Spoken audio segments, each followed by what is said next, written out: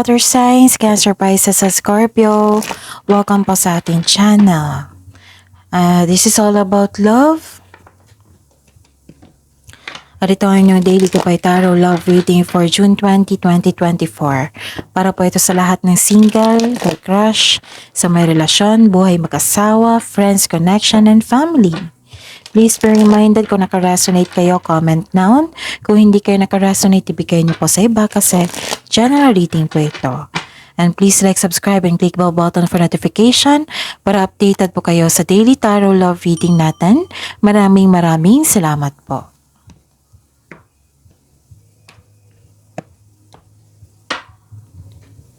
Isipin niyo po yung person niyo, kahit crush yan. Kunin natin yung anong yung gusto niyang sabihin sa inyo. Okay? Spirit's Guide. Ano po yung gustong sabihin ng person ni Cancer, Pisces, and Scorpio? June 20, 2024, I need 3 cards po.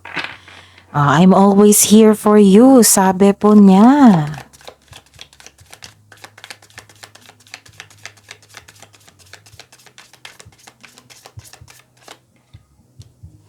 There is no one else thinking about you all day. Wow, ang ganda. Isip-isip ka niya all day. Walang iba, kundi ikaw lang.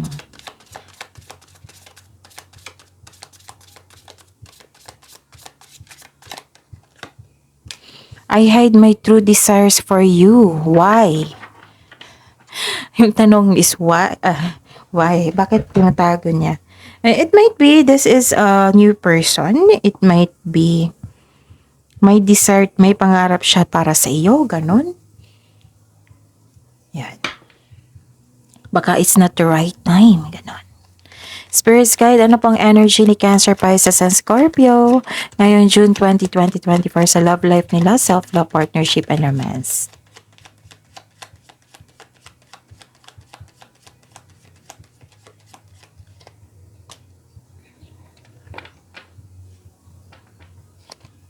And the clarification of this card po.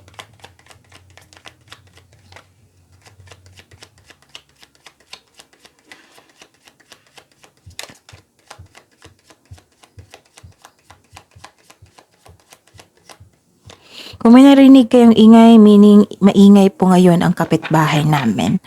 Kasi bakasyon so kailangan natin mag-adjust. Pero don't worry, nakafocus ako sa reading natin. And sa hoping, nakafocus din kayo sa reading natin, okay? So, comment down kung narinig nyo yung music para baka may plano ako magpalit ng mic. Or, i-adjust ko na lang yung time. Okay? So, ayun. Baka magtampo tong mic Huwag ka magtampo, mic. Okay? Kailangan ka namin. So, Cancer, Pisces, and Scorpio.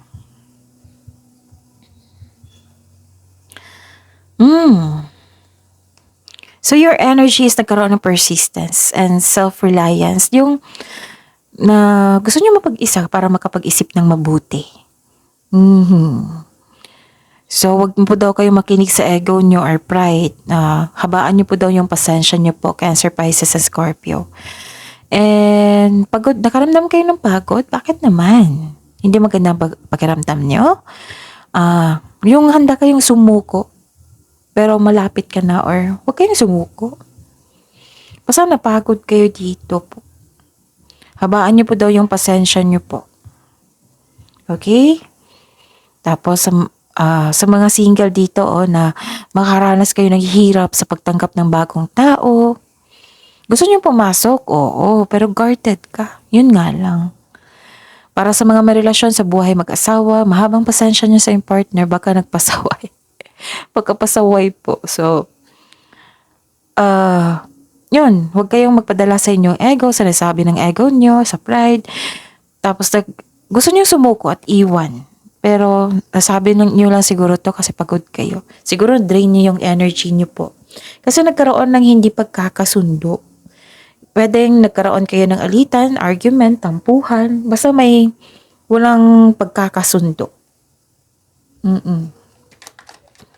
Spirits guys, ano po yung challenges na ma-overcome ni ni Cancer Pisces sa Scorpio sa love life, self-love partnership nila ngayong June 20, 2024.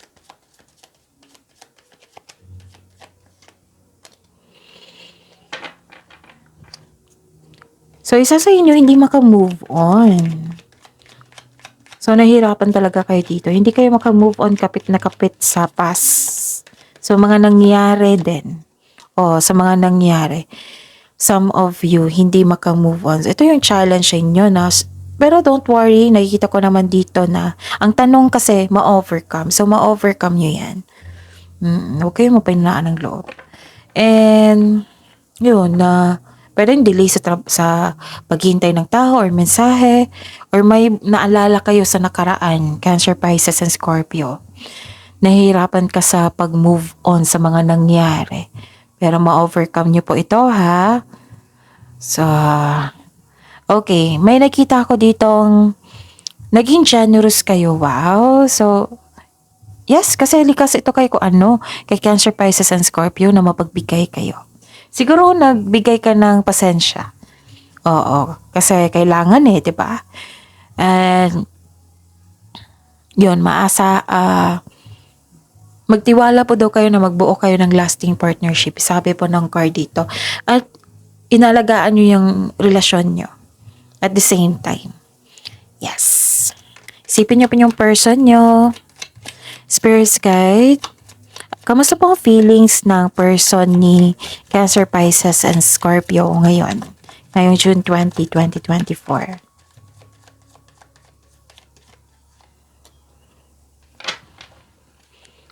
Bakit nagkaroon siya ng hesitation dito? Alinlangan. Naguguluhan po siya, nabibigatan. Same kayo, no? Nagkaroon ng doubt. Confused din. I see. Nakikita ko dito na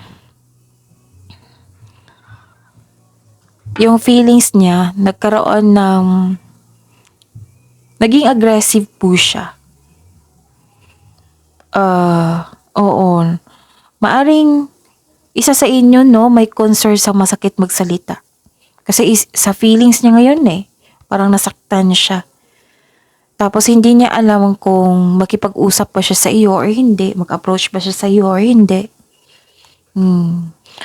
May pagsisisi dito sa plano. Wala siyang self-confidence ngayon. Nagkaroon ng selos po na this person felt insecurity and selos. Tapos naging in denial din siya. Hindi siya totoo sa kanyang sarili ngayon. At kulang siya sa pasensya din. Sabi po dito. Kung kayo, Cancer, Pisces, and Scorpio, mataas ang pasensya. Itong taong ito, kulang sa pasensya. And nakikita ko dito na gusto niyang bagong simula. Oo. Kasi inspired siya at the same time ay gumagawa siya ng paraan. So kung nanghihina siya, at the end of the day, gagawa siya ng paraan para magkaayos kayo. Disappointed siya sa mga nangyari.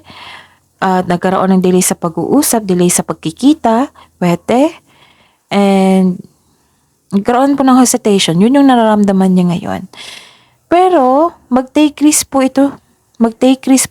Si person niyo po. Mag-take risk siya kasi inspired siya.